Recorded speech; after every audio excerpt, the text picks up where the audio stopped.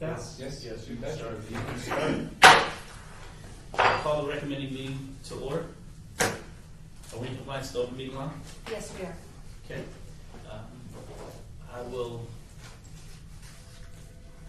move to the first line item of business, which is bill number 2014-67 for possible action. Authorizes local improvement refunding bonds for the city of Las Vegas. Special improvement district numbers 808 and 810, Summerlin Village 23B, and in an aggregate principal amount not to exceed $20,015,000, and this is proposed by Vanetta Appleyard, Director of Finance. Staff? Yes, this is a standard refunding, so the SID is already there. It's just refinancing the obligation to have some interest savings. We have been in here from our Director of Finance. Do you have any questions? Vanetta, do you have anything to share? Vanetta Algar, Director of Finance. This was originally done in 2007, the original SID. This refunding is going to allow us to have about $1.1 million in interest savings per year, or interest savings, and with that being about $200,000 per year.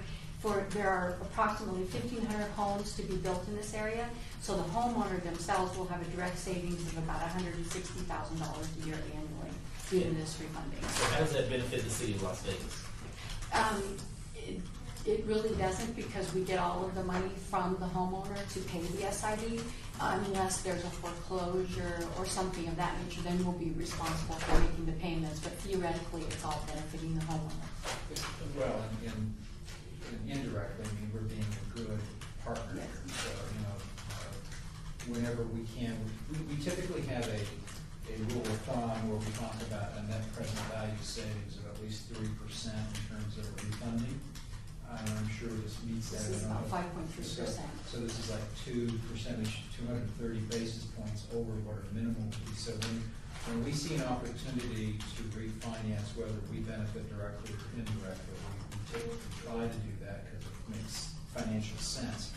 But we have done 2 or 3, 4 of these maybe over the course of the years since I've been here.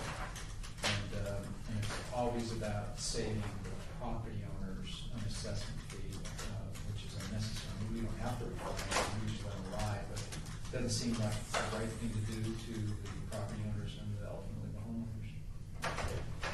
And again, if the interest rate is lower, then they're going to be able to make their payments better, which then we won't have to do the foreclosure process. So that also benefits We want us. them to have more money to spend. Right. Okay, sounds good. Anything else you'd like to share? I think that's it, unless you have any further questions. Okay. Well, we will open for public comment. Anyone in the public wishing to speak on the side may come forward and state your name for the record. Seeing none, I'll close. Council, do you have any questions? I do. Do we attempt to put a dollar figure on the city's time in doing one of these refinancings and then build that into the refinancing? Good question. We do have a 1% administrative interest rate fee that we do charge on top of the interest rate that is assessed to the bonds themselves, so the city does recover its costs On an ongoing basis? on an ongoing basis. Built into the plan. So if we go out and sell these bonds at 5%, then they're effectively at 6% to the ultimate Correct. homeowner. In early phases of development, like this one is and has been stuck for 5 years, who pays the bond payments? Because there are no homeowners. There is a property owner. It's So Howard Hughes, the developer. in this case, would make the payments on behalf of all the prospective homeowners. So these homeowners are gonna walk in, if this is a 15-year SID, let's say it's a 20-year SID, and the first 5 years it was all vacant, they're gonna walk in with 15 years left. And I would assume that and Vanetta would know, she worked for Howard Hughes, but I would assume that the pricing of the lots to the home builders, and as the home builders pass that pricing on to their home buyers, it all comes out in the wash, you can imagine. Okay. Sure. I have no further questions. I'll entertain the motion. I would move to pass. All in favor? Aye. Aye. So moved. We actually take that 1% fee, we put it in a special revenue fund, and that special revenue fund funds the staff that supports the SID, as well as any other consultants that we pay for. So it's totally supported by the development. It's one of the few ones. So Okay. For the record, this bill number 2014-67 will be eligible for adoption at the October 1st City Council meeting.